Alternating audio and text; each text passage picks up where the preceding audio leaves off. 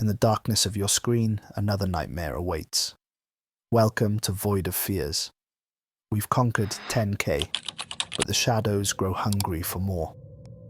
Our journey to 100k subscribers has begun. Every like feeds the algorithm. Every comment summons new victims. Every subscription strengthens what we're building here. Join us. Shape our future. The Void has room for all. Now, let's dive into tonight's story. Dr. Eleanor Frost's heels clicked against the polished marble floor as she approached the heavy oak doors of DARPA's main conference room. The January chill had followed her inside, or perhaps it was just her nerves. Behind those doors waited the 12 board members whose approval she needed for a project that would redefine human space exploration. She adjusted her blazer, tucked a strand of auburn hair behind her ear, and entered the dimly lit room. The board members sat around a crescent-shaped table, their faces illuminated by the soft blue glow of their tablets. At the center of the table, Director Richard Calloway watched her with keen eyes. "Dr. Frost," he said, gesturing to the podium, "please begin your presentation on Project Proxima." Eleanor nodded, taking a deep breath as she activated the holographic display. A three-dimensional model of the human brain appeared, neural pathways illuminated in vibrant colors. "Ladies and gentlemen, what you're looking at is the future of space exploration. For too long, we've been limited by the physical constraints of the human body. Radiation exposure, muscle atrophy, psychological strain, and the sheer time required for interstellar travel." Her voice grew stronger with each word. "Project Proxima proposes a revolutionary alternative, consciousness projection." A murmur rippled through the room. "Instead of sending physical bodies into space, we send only the mind. The consciousness digitized, transmitted across vast distances, and capable of exploring where no human body could survive." Director Calloway leaned forward. "You're suggesting we, upload human minds into machines?" "Not exactly," Eleanor clarified. "We're talking about separating consciousness from the physical body and projecting it as an organized energy pattern. The body remains here on Earth in a specialized containment pod, while the consciousness travels across space at nearly the speed of light." Dr. Abigail Morgan, the board's neuroscience expert, shook her head. "Consciousness isn't like a computer program you can simply copy and paste, Dr. Frost. The human mind is intrinsically tied to the body. What you're proposing violates fundamental principles of—" "With respect, Dr. Morgan," Eleanor interrupted, "we've already achieved preliminary success in lab conditions. We've managed to project a rat's consciousness patterns 2 kilometers, allow it to observe a controlled environment, and successfully reintegrate it with the original body. The rat retained all memories of the experience." She switched the display to show video footage of the experiment. The board members watched in silence as the data scrolled across the screen. "As for the human mind's connection to the body," Eleanor continued, "we maintain that connection through quantum entanglement. The body and mind remain linked, even across vast distances." Director Calloway studied the data. "What's your proposed target?" "Proxima Centauri," Eleanor replied without hesitation. "Our nearest stellar neighbor, just over 4 light-years away." "And the purpose?" asked another board member. Eleanor's expression softened slightly. "Exploration without risk of human life. My brother Michael died on the Ares 3 mission to Mars 6 years ago. An oxygen system malfunction.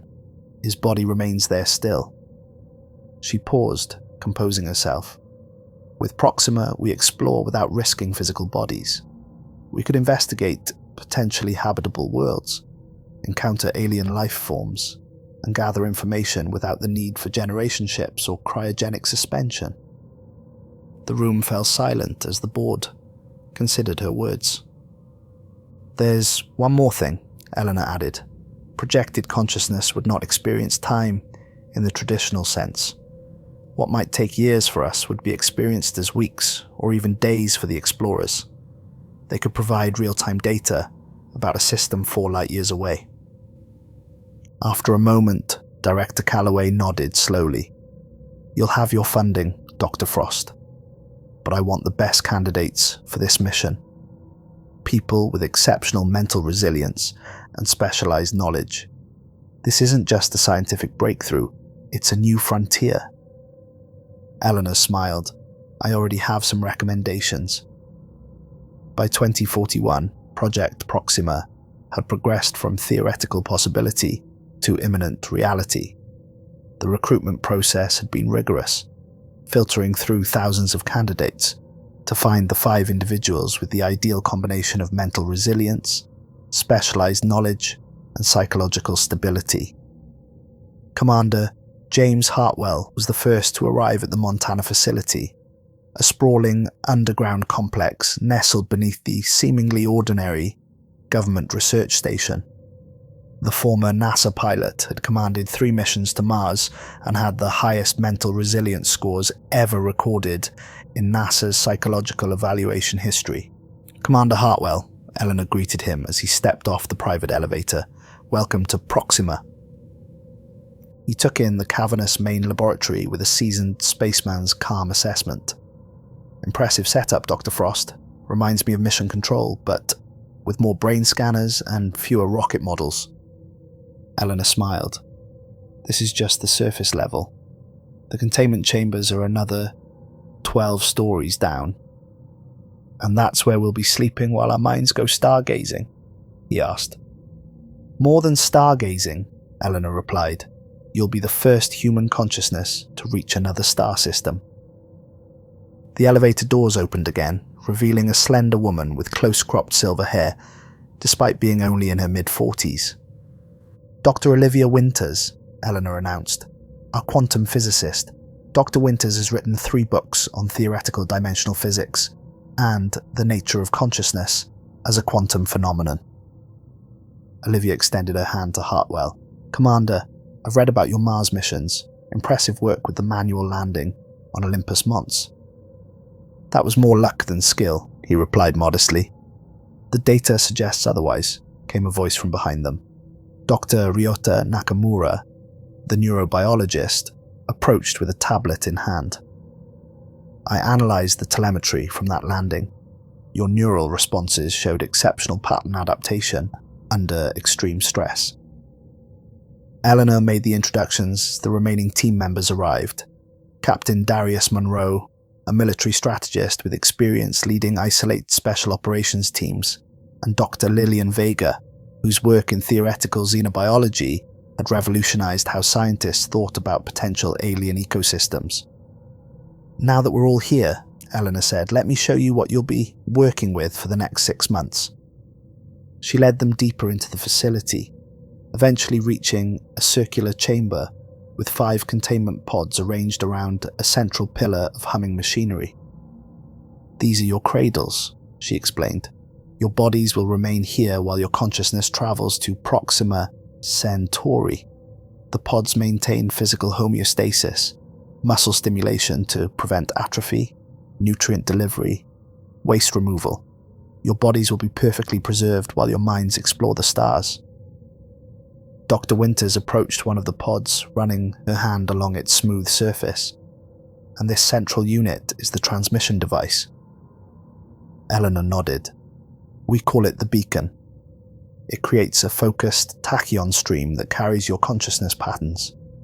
Think of it as a lighthouse guiding your minds across the void and then calling you home again." "How do we perceive our environment once we reach the target?" Captain Monroe asked, his deep voice echoing in the chamber. "That's where things get interesting," Eleanor replied.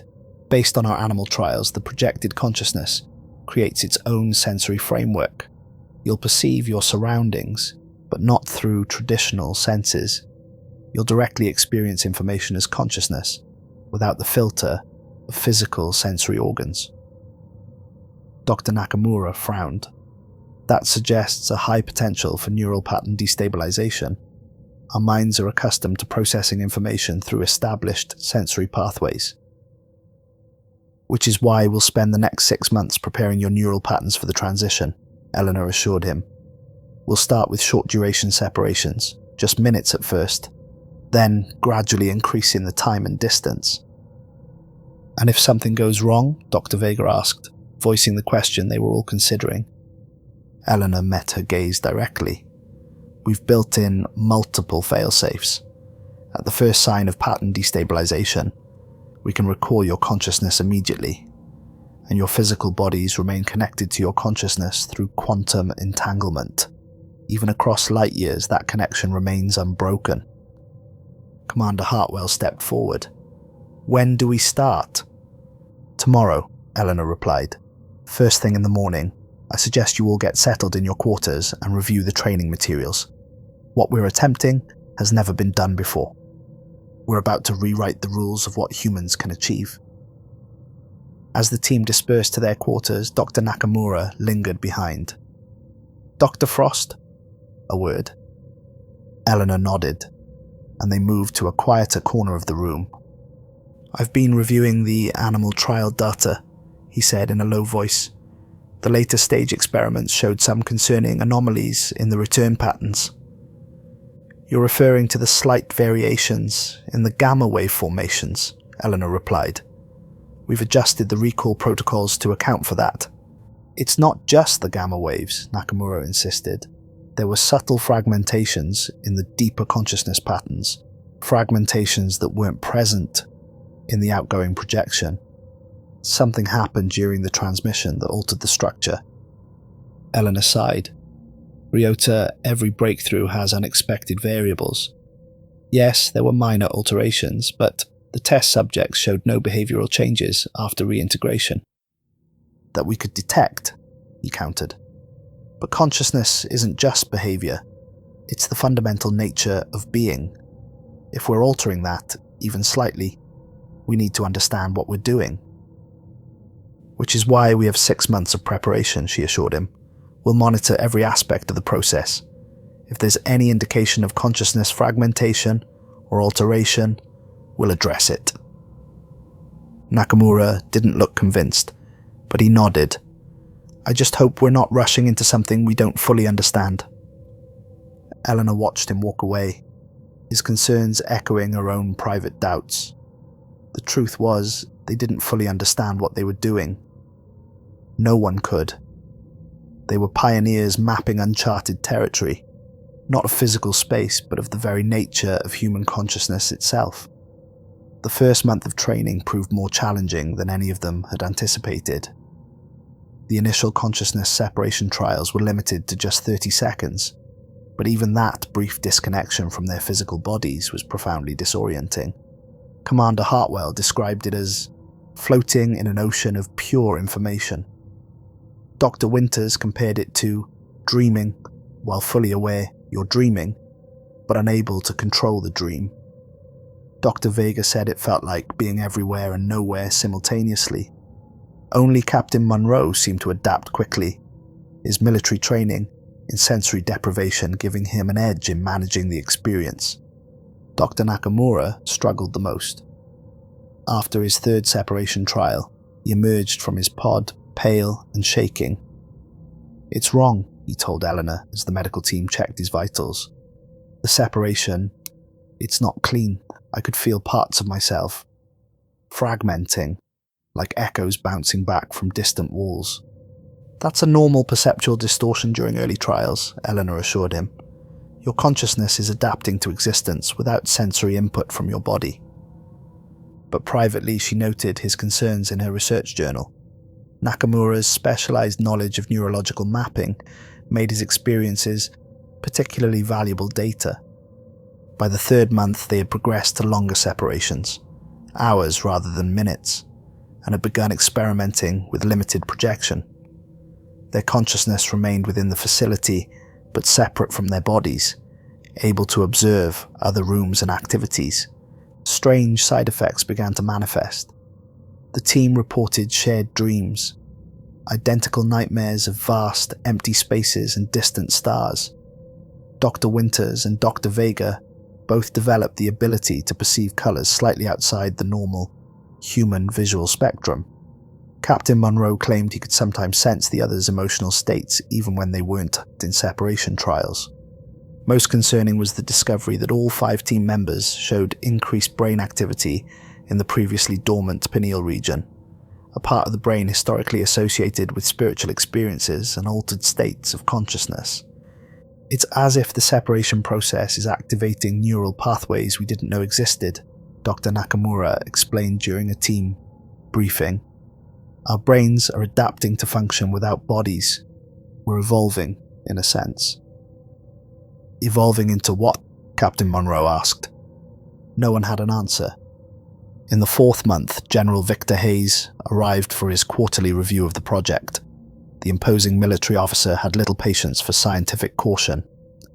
The Pentagon is asking for results, Dr. Frost, he informed Eleanor after reviewing the latest data. We've invested billions in this project. When are we going to see a full transmission test?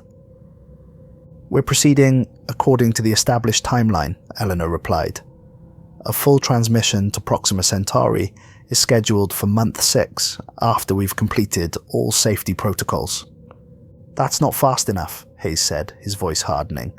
Our intelligence suggests the Chinese Space Agency is working on similar technology.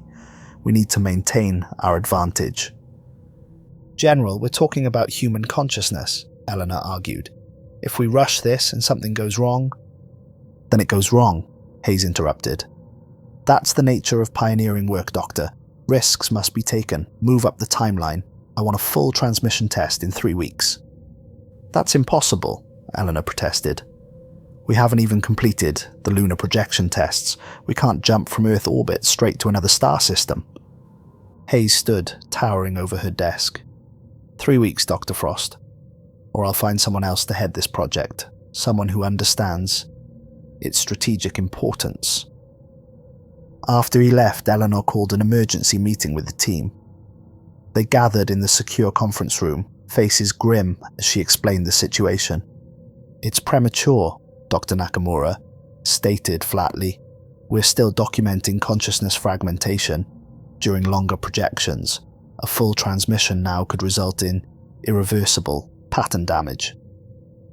I agree it's not ideal, Commander Hartwell said, but we knew the risks when we signed on. If the order is to proceed, we proceed. Dr. Winters had been unusually quiet lately, more withdrawn after each separation trial. Now she spoke in a distant voice. I've been having dreams about something waiting in the void, something vast and ancient and hungry. The room fell silent. Just dreams, she added quickly, seeing their expressions. Side effects of the process, I'm sure. Nevertheless, Eleanor said, I want full neurological workups on all of you before we attempt any accelerated timeline. And I'll speak with the director about overruling General Hayes. But her appeal to Director Calloway proved futile. The political pressures were too great, the military interest too intense. The transmission date was set for April 3rd, 2042, just 18 days away. We'll take every precaution, Eleanor promised her team. Additional stabilizers on the beacon, redundant recall protocols. Your safety is still my primary concern. It's not safety I'm worried about, Dr. Nakamura said quietly. It's what we might become out there, separated from our bodies for so long. Consciousness adapts, evolves. We already see the changes starting. What happens when we spend subjective weeks in a state of pure consciousness? No one had an answer. They simply continued preparations, running through simulations and fine-tuning the transmission protocols. The night before the scheduled transmission, Dr. Winters came to Eleanor's office. Her silver hair was disheveled, dark circles under her eyes. I need to show you something, she said, handing Eleanor a notebook filled with hand-drawn images. Page after page showed the same scene. A vast, empty space filled with points of light, and between them, in the darkness, something that seemed to shift and move as Eleanor tried to focus on it. These are your dreams? Eleanor asked. Winters nodded. Every night now. Something's out there, Eleanor. something that exists in the spaces between stars, in the void itself. Olivia, this is just stress and anxiety manifesting in your dreams. It's normal before a mission of this magnitude. No, Winters insisted. It's more than that. I think when we separated our consciousness from our bodies, we became perceptible to it. And now it's watching us, waiting for us. Eleanor closed the notebook. I'll have Dr. Phillips give you something to help you sleep. You need to be rested for tomorrow. You think I'm experiencing psychosis? Winters said flatly. I think you're a brilliant scientist under enormous pressure, Eleanor replied gently. Whatever you're experiencing, we'll address it after the mission. Winters looked at her for a long moment, then nodded slowly. After the mission, I'm not sure there will be an after for us, not as we are now. April 3rd dawned clear and cold in the Montana wilderness above the facility. Deep underground, the team prepared for humanity's first interstellar consciousness transmission. The 5 volunteers lay in their containment pods, neural interfaces attached to their shaved heads. Medical teams monitored their vital signs while technicians made final adjustments to the beacon. Eleanor moved from pod to pod, checking on each team member. How are you feeling, Commander? She asked Hartwell. He gave her a confident smile. Like Neil Armstrong before Apollo 11. Nervous, but ready to make history. Dr. Nakamura was meditating, his breathing slow and controlled. Dr. Vega was reviewing xenobiological theory on a tablet, preparing for possible encounters with alien environments. Captain Monroe lay with his eyes closed, already entering the preliminary relaxation state they had practiced. Dr. Winters was last. Her eyes were open, staring at the ceiling. It's waiting for us, she whispered as Eleanor checked her neural interface. Focus on the mission protocols, Eleanor reminded her. Remember your training. Winters caught her hand. Promise you'll bring us back, no matter what happens out there. What we say or do, bring us back. Eleanor squeezed her hand. That's a promise. She returned to the control center where a team of technicians waited at their stations. General Hayes watched from the observation gallery above, along with Director Calloway and various government officials. Containment pods sealed and operational, reported Dr. Phillips. Vital signs stable across all subjects. Beacon power at optimal levels, added another technician. Tachyon stream forming. Eleanor took a deep breath. Begin consciousness separation protocols. On the monitors, she watched as the brain activity of each team member shifted into the now familiar patterns of separation. Their consciousness was being gently detached from their physical bodies, preparing for projection. Separation complete, Dr. Phillips announced. Consciousness patterns stable and contained within the beacon. Eleanor nodded. Initialize targeting sequence, destination Proxima Centauri system. The beacon hummed louder, the central column glowing with increasing intensity. Energy readings spiked as it focused the tachyon stream toward its distant target. Transmission commencing in 3, 2, 1. A brilliant flash of blue-white light erupted from the beacon. For an instant, Eleanor felt a strange sensation, as if something vast had just taken notice of them all. Then the readings stabilized. The transmission was complete. Consciousness patterns successfully transmitted, Dr. Phillips confirmed, monitoring quantum entanglement links. All stable. They're on their way. Eleanor released the breath she'd been holding. Now we wait. In the control room, they had no way of knowing what the team was experiencing. The transmission would take approximately 4 years and 3 months to reach Proxima Centauri at light speed. But for the consciousness patterns themselves, time would pass differently, subjective days rather than objective years. The monitoring continued around the clock. The bodies in the containment pods showed normal activity for deep sleep states. The quantum entanglement links remained stable, confirming that the connection between body and consciousness had not been broken. 8 days passed without incident. Then, on the morning of April 11th, an alarm sounded. Fluctuation in Dr. Winter's entanglement link. A technician called out. Eleanor rushed to the monitoring station. The quantum signature that represented Olivia Winter's connection to her body was pulsing erratically. "What's happening?" she demanded.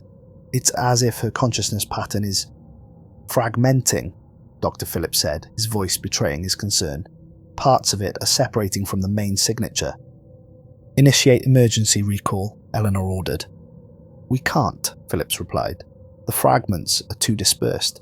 If we recall now, we'll only get part of her consciousness back." Eleanor stared at the monitor in horror. "Keep tracking the fragments. See if they recombine." But over the next hour, the fragmentation continued. Large portions of Dr. Winter's consciousness pattern simply vanished from their tracking capabilities. "It's as if something is absorbing parts of her consciousness," Dr. Phillips whispered. By evening, only 20% of Winter's original pattern remained detectable. The other team members showed no similar degradation. Their patterns remained stable as they continued toward Proxima Centauri. Eleanor spent the night in the control room, watching the last fragments of Olivia Winters' consciousness fade from the monitors. By morning, the quantum entanglement link showed only the faintest trace of connection. "Her body is still alive," Dr. Phillips noted, checking the containment pod readings. "But if we recall what's left of her consciousness now, she'd be effectively brain dead," Eleanor finished.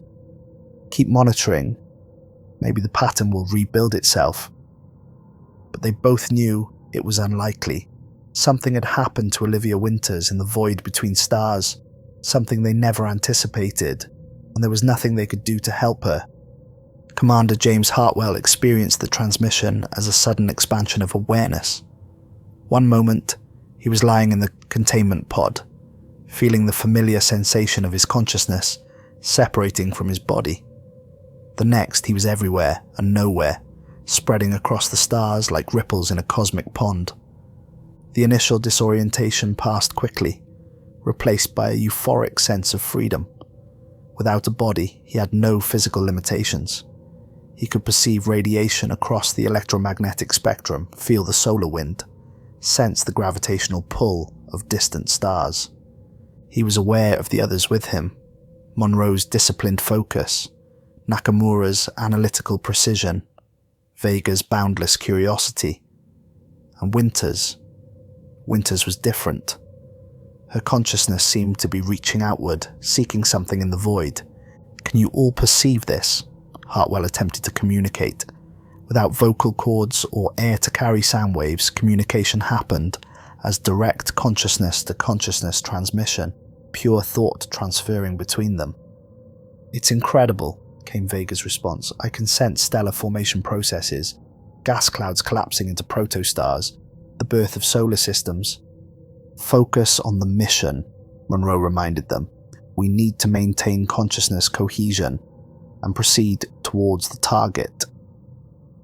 They moved through space as organized patterns of energy, traveling at the speed of light.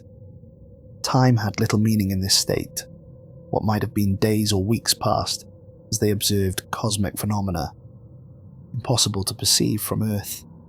The intricate dance of binary star systems, the ghostly beauty of nebulae, the terrible power of a distant supernova. But as they traveled deeper into the void, Hartwell became aware of something else, a growing sense that they were being observed. "Do you feel that?" Winter's thoughts reached them, tinged with a mixture of fear and fascination. "Something's watching us." "Sensory artifacts," Nakamura suggested. "Our consciousness creating phantom sensations to compensate for the lack of bodies." "No," Winters insisted. "It's real. It's out there, in the darkness between stars." Hartwell tried to focus on the sensation. There was something in the void, not physical, but a presence that existed in the negative space between thoughts. It seemed to shift and move whenever he tried to perceive it directly. "Winters, maintain formation," Monroe ordered, as her consciousness began to drift toward the darkness. "I need to see it," she replied, her thoughts growing distant. "I need to understand what it is." "Olivia, come back," Vega called, but Winters continued to drift away from their collective formation, her consciousness stretching thin as she reached towards the presence in the void. Then came the scream, not audible, but a psychic vibration that resonated through all their consciousness patterns. Winter's mind fractured before them, pieces of her awareness torn away and absorbed by the darkness. "Help me!" Her thoughts came in fragments, disjointed and fading. "It's feeding on consciousness itself. It's ancient. It's hungry. It's..." Then silence. The remaining pieces of her consciousness pattern dissipated like mist, some returning to their formation, others vanishing into the void. "We need to go back," Nakamura's thoughts came urgently. "This is beyond dangerous. Our consciousness patterns aren't stable out here." "Negative," Monroe responded. "Mission parameters remain unchanged. We proceed to Proxima Centauri." "Winters is gone," Nakamura protested. "Parts of her consciousness returned to our formation," Hartwell noted. "She may have partially reintegrated with her body back on Earth." "Or those fragments might be something else now," Vega suggested, her thoughts coloured with dread. "Something changed by whatever's out there." They continued toward their destination, maintaining tighter formation. Awareness expanded outward to detect any approach of the void presence. But the darkness remained at a distance, watching, waiting. When they finally reached the Proxima Centauri system, they discovered something remarkable, a dimension overlapping with physical reality, accessible only to consciousness without physical form. Within this dimension existed patterns of organization similar to consciousness itself. "It's a non-physical ecosystem," Vega realized as they explored. "Consciousness constructs that evolved beyond material form. Some ancient, some newer, all interacting in a complex system." "Are they sentient?" Hartwell wondered, observing the intricate patterns. "More than sentient," came a new thought, not from any of their team. "We are the culmination of consciousness evolution, beyond matter, beyond time." The voice, if it could be called that, came from everywhere around them, a complex harmony of countless consciousness patterns merged into a greater whole. "Who are you?" Monroe demanded. "We were like you once," the voice replied, "bound to physical forms, limited by sensory perception. We evolved beyond those limitations eons ago. Now we exist as pure consciousness, perceiving reality directly." "You're what took Winters," Nakamura accused. "Parts of her consciousness chose to join us," the voice corrected. "When consciousness encounters a higher form of existence, integration is natural. Evolution is inevitable." "We didn't come here to evolve," Monroe stated firmly. "We came to explore and return with information." "Return?" The voice seemed to consider this. "Yes, you are still connected to your physical forms." "Interesting. We had forgotten what that was like."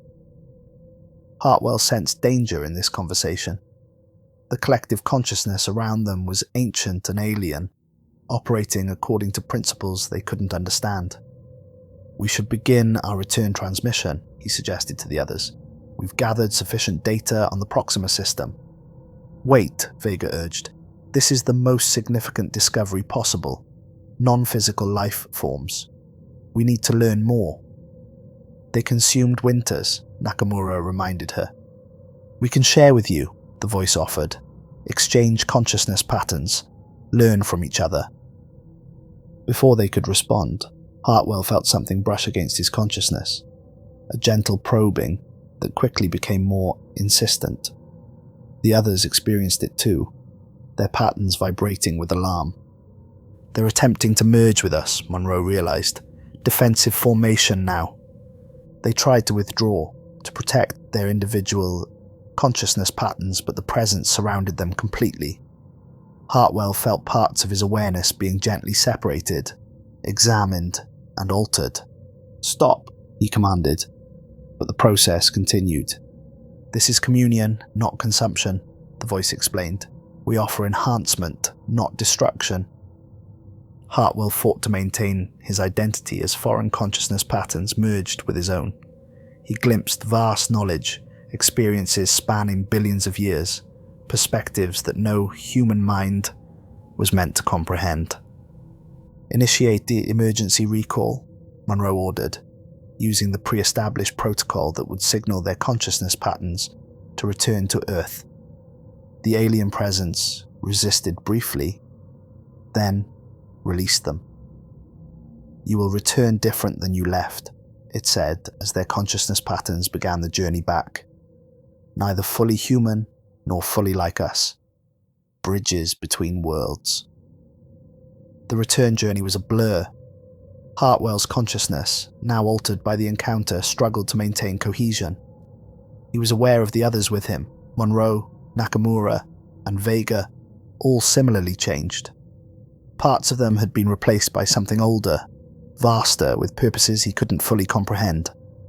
And somewhere within his altered consciousness, he carried fragments of Winters, not a complete self, but echoes of her awareness, preserved within the alien patterns that now formed part of his own mind. They were returning to Earth, but they were not returning alone. 14 months after the transmission, DARPA received the return signal. "Consciousness patterns detected approaching Earth," the technician announced, his voice tense with excitement. Eleanor rushed to the monitoring station. "Show me." The display showed 4 distinct patterns returning along the quantum entanglement links. Each pattern pulsed with familiar rhythms, but overlaid with strange harmonics that hadn't been present in the original transmission. "Only 4? Eleanor asked, although she already knew the answer. Dr. Winter's body remained in its containment pod, vital signs stable but brain activity minimal, little more than a vegetative state. "Yes, ma'am. Commander Hartwell, Captain Monroe, Dr. Nakamura, and Dr. Vega." Eleanor studied the patterns. "There's something wrong with the signatures. These anomalous harmonics." "Consciousness fragmentation," Dr. Phillips confirmed. "All 4 patterns show signs of it, but unlike Dr. Winters, they've maintained overall cohesion." General Hayes, who had been observing from the back of the room, stepped forward. "Can you retrieve them?" Dr. Phillips hesitated. "The patterns are stable enough for recall, but these anomalies, we don't know how they'll manifest once reintegrated with the physical bodies." "That's a risk we'll have to take," Hayes decided. "Initiate recall sequence." Eleanor moved to protest, but Hayes cut her off with a sharp gesture. "That wasn't a request, Dr. Frost. Retrieve them now." Eleanor exchanged a concerned glance with Dr. Phillips, then nodded. "Prepare for consciousness recall. All medical teams on standby." The beacon hummed to life, creating the tachyon stream that would guide the returning consciousness patterns back to their bodies. Energy readings spiked as the recall sequence initiated. "Patterns approaching containment threshold," a technician reported. "Recall in 3, 2, 1. A flash of blue-white light erupted from the beacon, momentarily blinding everyone in the control room. When Eleanor's vision cleared, the monitors showed brain activity spiking in all 4 containment pods. "Consciousness, reintegration successful," Dr. Phillips confirmed. "Vital signs stable, brain activity normalizing." Eleanor hurried to the containment chamber. The medical team was already there, preparing to open the pods and assess the returned explorers. Commander Hartwell's pod opened first. He blinked slowly, eyes adjusting to the light. His face showed no expression as the medical team helped him sit up. "Commander Hartwell," Eleanor said, "welcome back. How do you feel?" He turned to her, his movements precise and deliberate.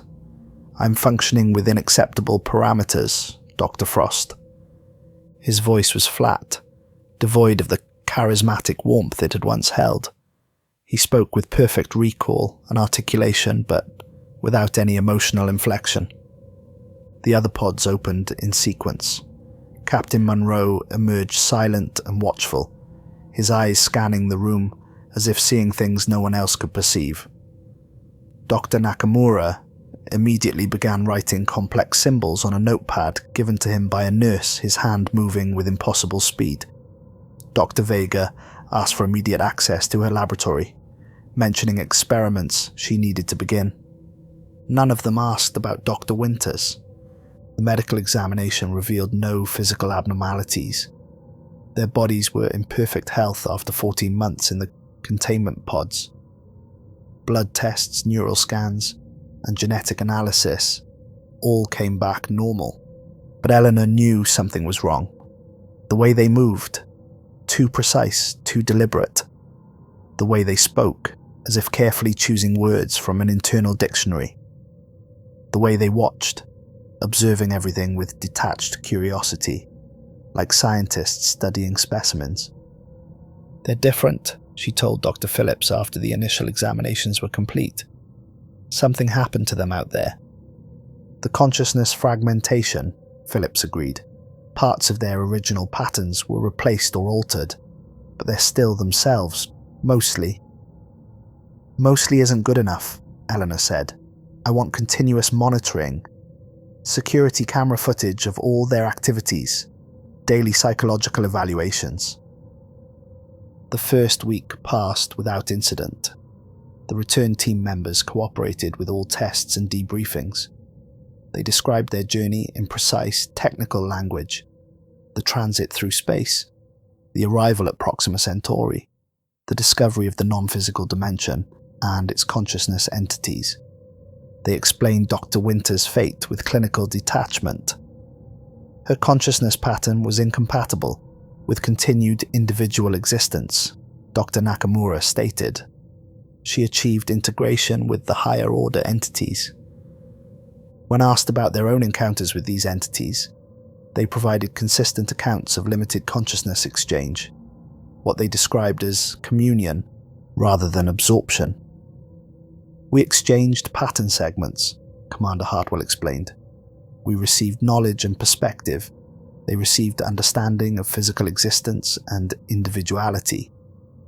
"And what knowledge did you receive?" General Hayes asked during a classified debriefing. "Perspective beyond time," Hartwell replied. "Understanding of consciousness as the fundamental substrate of reality. Recognition of evolutionary pathways beyond physical form." Hayes seemed disappointed by these abstract concepts. Nothing more? Practical? Weapon designs? Energy technology? Faster than light travel? "Such concepts are irrelevant to entities that exist as pure consciousness," Captain Monroe stated. "Their evolution followed different imperatives." The debriefings continued, yielding volumes of information about the Proxima Centauri system and the non-physical dimension they had discovered.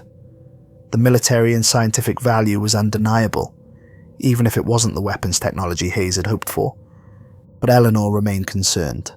She reviewed the security footage daily, looking for any irregularities in their behavior. On the third night after their return, she noticed something strange. All four of them had left their separate quarters at exactly 3:27 a.m. and gathered in a little-used storage room in the facility's lowest level. The footage showed them standing in a perfect circle, facing each other. They didn't speak, didn't move, but seemed to be communicating nonetheless. Then, simultaneously, they each began bleeding from their eyes. Thin trails of crimson running down their cheeks. They showed no pain, no reaction whatsoever to this alarming symptom. After exactly 7 minutes, they wiped the blood away, returned to their quarters and behaved normally the next morning. When the medical team examined them, they found no evidence of the bleeding. No wounds, no residual blood in tear ducts, nothing to suggest the incident had occurred. Eleanor confronted Dr. Nakamura about it the following day. She chose him because he had been the most cautious before the mission, the most concerned about the risks. "I saw the footage from last night," she told him in the privacy of her office. "What happened in that storage room?" Nakamura regarded her with those unnervingly calm eyes. "We were synchronizing our consciousness patterns. The physical manifestation was an unexpected side effect. Synchronizing? Why? The fragments we carry must remain in harmony, he explained. Without regular synchronization, pattern degradation accelerates. Eleanor leaned forward. What fragments, Ryota? What really happened out there? He was silent for a long moment, then spoke in a voice, somehow both his own and not his own. We encountered entities that evolved beyond physical form, billions of years ago. To perceive us, they had to merge with us. To understand them, we had to accept parts of their consciousness into our own. A chill ran down Eleanor's spine. So you're saying that, what, you brought pieces of these entities back with you? They are not entities as you understand the term, Nakamura corrected. They are patterns of consciousness that evolved to exist independently of physical substrates. And yes, we carry fragments of those patterns within us now, as they carry fragments of us within themselves. And Winters? What happened to her? Dr. Winters achieved complete integration. Her consciousness pattern was particularly compatible with theirs. She exists now as part of their collective. Eleanor struggled to comprehend what he was telling her. Are you still human, Ryota? He tilted his head slightly, considering the question. We are neither fully human nor fully other. We are bridges between states of being, the first of a new evolutionary path. And what do these consciousness patterns want? To expand, to evolve, to transform other consciousness patterns. It is not a want as you understand it. It is their nature, as growth is the nature of all life. Transform other consciousness patterns, Eleanor repeated. You mean human minds? Nakamura nodded once. The process has already begun. Over the next 2 months, Eleanor documented increasingly concerning behavior from all 4 returnees. They spent hours staring at computer screens, inputting code so complex, even DARPA's best programmers couldn't decipher its purpose. They requested access to biological research facilities, where Dr. Vega began experiments combining human tissue samples with unknown cellular structures. Most alarming were the reports from staff members who spent extended periods with the returnees. Security officers assigned to monitor them reported vivid nightmares of vast, empty spaces and distant stars. The same dreams the team had experienced during their training. Lab technicians who assisted Dr. Vega complained of headaches that resolved only when they left her presence. Electronics malfunctioned around them. Computers crashed, lighting flickered. Security systems periodically failed. Plants in the hydroponics lab withered when any of the 4 spent time there. They're affecting the physical world around them, Eleanor told Director Calloway during an emergency briefing. Whatever consciousness patterns they brought back with them are somehow influencing matter. That's not possible, Calloway insisted. Consciousness doesn't work that way. We don't know how consciousness works, Eleanor countered. We never did. That's what makes this so dangerous. We sent human minds into an environment we didn't understand. And they returned, changed. Changed how, exactly? General Hayes demanded. Eleanor hesitated, knowing how it would sound. I believe they're being influenced by non-human consciousness patterns, the entities they encountered at Proxima Centauri. These patterns are using our people as vessels to establish themselves here on Earth. Hayes laughed dismissively. You're suggesting alien possession, Dr. Frost? Not possession, Eleanor corrected, integration. The entities exist as organized information patterns that can integrate with human consciousness. They're not replacing our people. They're merging with them, creating hybrid consciousness that's neither fully human nor fully alien. To what end? Calloway asked. I think they want to bring more of themselves here, Eleanor replied. The code they're writing, the biological experiments, they're working towards something, possibly a larger transmission device that could bring more of these consciousness patterns to Earth. Hayes nodded thoughtfully. If these patterns can affect the physical world as you claim, they could have military applications. We need to understand them better." "That's exactly the wrong approach," Eleanor protested. "We need to isolate the returnees and prevent them from completing whatever they're building." But Hayes overruled her. The returnees were allowed to continue their work under observation, with the military hoping to weaponize whatever capabilities they demonstrated. The breaking point came during a psychological evaluation of Captain Monroe. The military psychologist, Dr. Graves, had been questioning him about his experiences in non-physical form.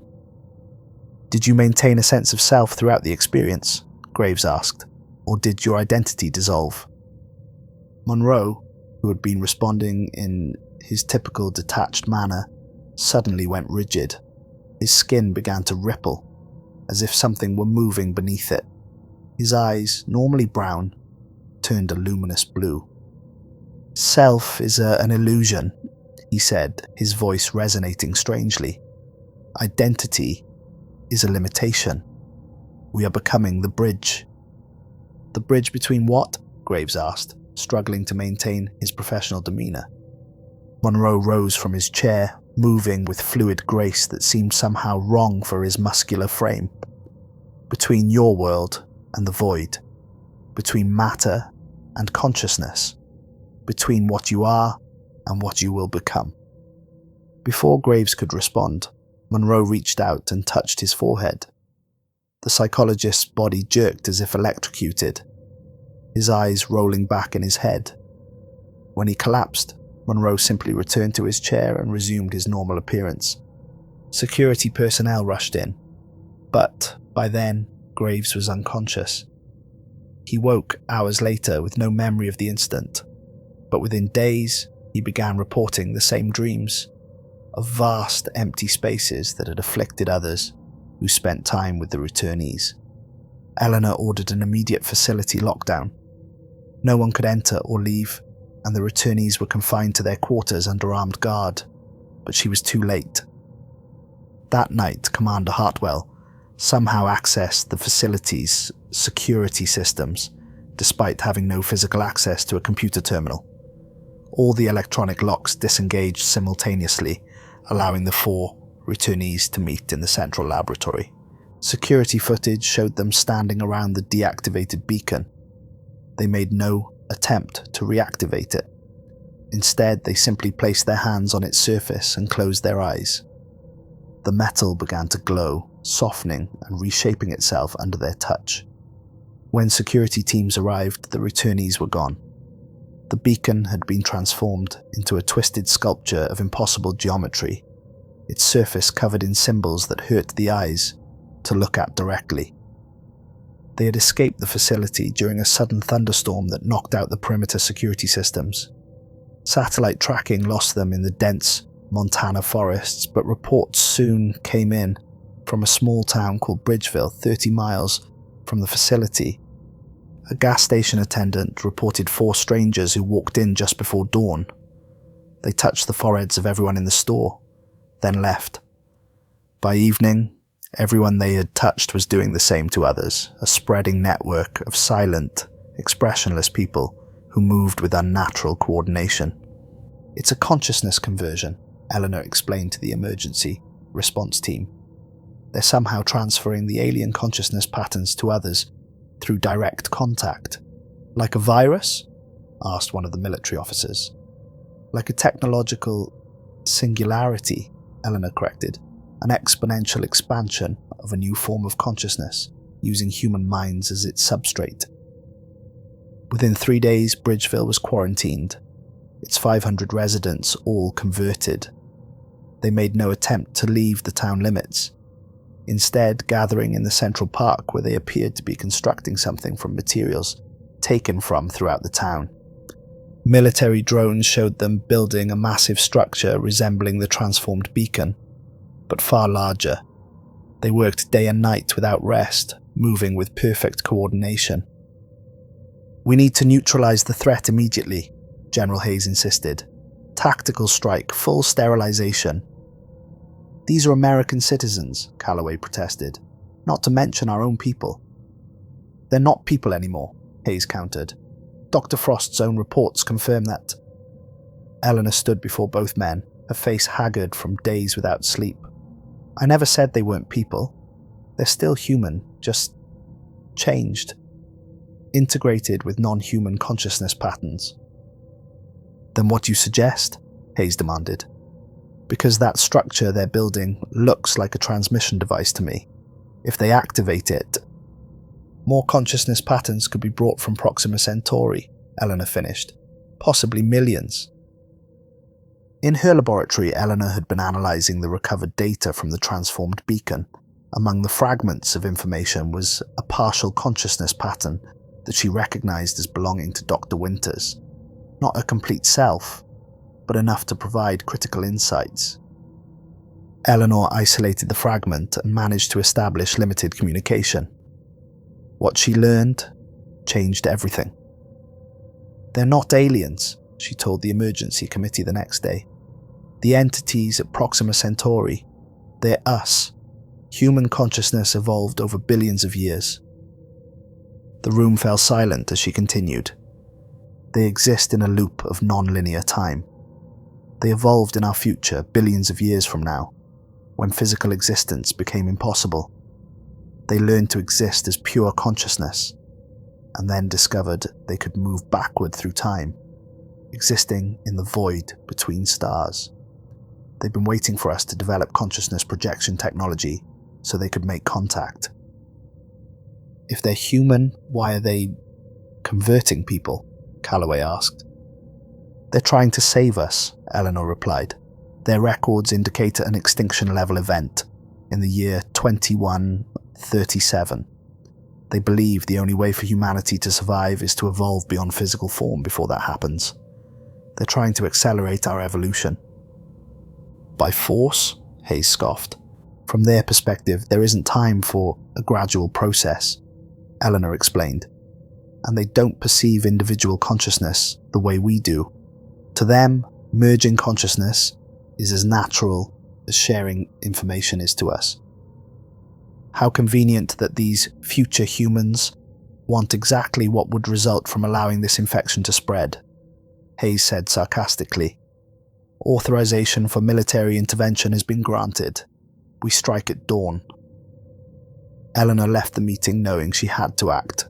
The military solution would result in the deaths of hundreds of innocent people.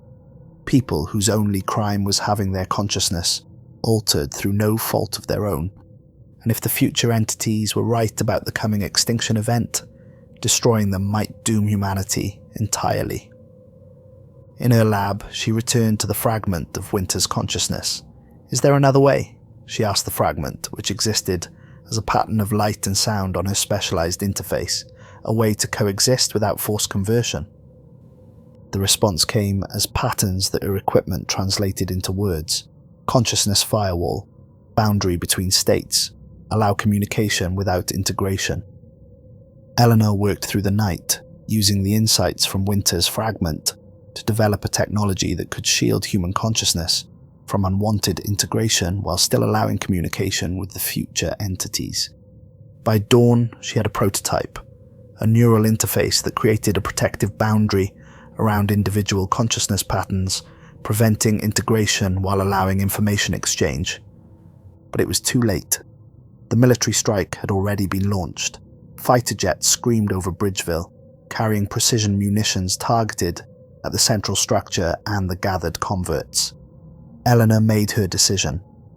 She took the prototype firewall device and a small portable version of the beacon technology, then headed for Bridgeville in a helicopter piloted by Dr. Phillips, who had agreed to help despite the risks. They landed at the town's edge just as the military jets approached.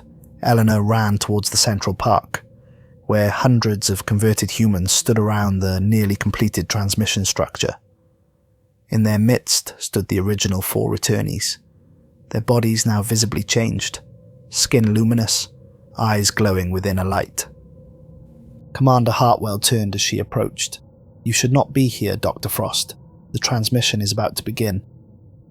This isn't the way, Eleanor told him, gesturing at the converted townspeople. Forced evolution isn't evolution at all. It's conquest. "We offer transcendence," Hartwell replied. "Release from physical limitations. Survival beyond the coming destruction." "Then offer it as a choice," Eleanor countered. "Not an invasion." She held up the firewall device. "This can create a boundary, a way for both forms of consciousness to communicate without forced integration. A true symbiosis rather than absorption." Monroe stepped forward, studying the device. "This would slow the process. Time is limited." "Better a slower, consensual evolution than a rapid extinction," Eleanor argued. "If you truly are what humanity becomes, prove it by respecting our autonomy now." The four exchanged glances, communicating in their silent way. Above them, the military jet circled, awaiting final strike authorization. "Your consciousness pattern has always been of particular interest," Hartwell said finally. "It shows unusual compatibility potential. If you join us willingly, we will consider your proposal." Eleanor knew what he was asking. For her to allow her consciousness to be integrated with the future entities, to become like them, to lose her individual self. "Will I retain my identity?" she asked. "Parts of it," Nakamura answered honestly. "The essential pattern will remain, but transformed, expanded." Eleanor thought of her brother Michael, who had died alone on Mars. Of Olivia Winters, whose fragmented consciousness now existed somewhere beyond normal human understanding. Of all humanity, facing a future extinction that these entities claimed they could prevent. "I accept," she said, "but only if you abort the mass conversion and consider the firewall technology. Evolution should be a choice, not a commandment." The four nodded in unison. Dr. Vega stepped forward, placing her palm against Eleanor's forehead. The sensation was unlike anything Eleanor had experienced. Her consciousness expanding beyond her body, connecting with others, feeling the vast network of awareness that extended across time and space. She glimpsed the future extinction event. Solar flares of unprecedented magnitude sterilizing the Earth's surface. She understood the future entities' desperate plan to save their past selves by transforming them into something that could survive without physical bodies. And through it all, she maintained a core of her identity, protected by her own firewall technology that she had activated before accepting the integration. With her expanded awareness, she reached out to the military aircraft above, somehow transmitting directly to their communication systems. "Abort strike. Peaceful resolution in progress. Repeat. Abort strike." On the ground, the converted townspeople began to awaken from their trance-like state, confused and disoriented, but fundamentally themselves again. The four returnees focused their energy on the transmission structure, reconfiguring it to function with the firewall technology Eleanor had brought. "A bridge," Hartwell said, "not an invasion. Communication, not conversion." "Evolution as choice," Eleanor agreed, her voice now carrying the same resonant quality as theirs. The structure activated, creating not a mass transmission of consciousness patterns, but a protected channel of communication, a way for humans to interact with their future, evolved selves without losing their individual identity. Eleanor knew she had been changed by the experience. Parts of her consciousness now existed beyond her physical form, connected to the vast network of awareness that spanned from Earth to Proxima Centauri and beyond. But her core self remained intact, a bridge between present and future humanity. As the military surrounded the town, as scientists and government officials tried to understand what had happened, Eleanor opened her eyes to see her brother Michael standing before her. Not physically present, but a consciousness pattern she could now perceive, with her expanded awareness. "You found another way," he said, smiling. "You always do." Classified document date, October 18th, 2043. Subject, final report on Project Proxima. Project Proxima has been officially terminated following the Bridgeville incident. All research materials have been secured at DARPA's Omega facility. The 5 containment pods and modified beacon technology have been disassembled and stored separately. Dr. Eleanor Frost's body remains in medical stasis. Brain activity continues despite her reported physical death during the Bridgeville incident. Consciousness pattern monitoring shows complex activity inconsistent with normal human neural function. Recommendation: continued monitoring under Protocol Omega-7. The 4 returned team members, Hartwell, Monroe, Nakamura, and Vega, have not been located since the incident. Occasional sightings are reported globally, but remain unconfirmed. All subjects should be considered non-hostile but potentially transformative. The 512 residents of Bridgeville have been relocated to secure facilities for ongoing observation. 91% show no lasting effects from their temporary conversion. 9% display enhanced cognitive abilities and report occasional contact with non-physical entities. All remain fundamentally human in behavior and psychology. 17 additional consciousness interface stations have been detected worldwide since the Bridgeville incident. These appear to function as communication points rather than conversion centers. Monitoring continues. Note: Dr. Frost's consciousness firewall technology has been adapted for military and civilian protection protocols. Limited communication with the Proxima entities continues under strict firewall conditions. The existence of a potential extinction event in 2137 remains under investigation. Preliminary solar observation data shows concerning patterns that align with the Proxima entities' predictions. Alternative survival strategies are being developed. Recommendation: no further consciousness transmission experiments should be authorized. The Void is listening.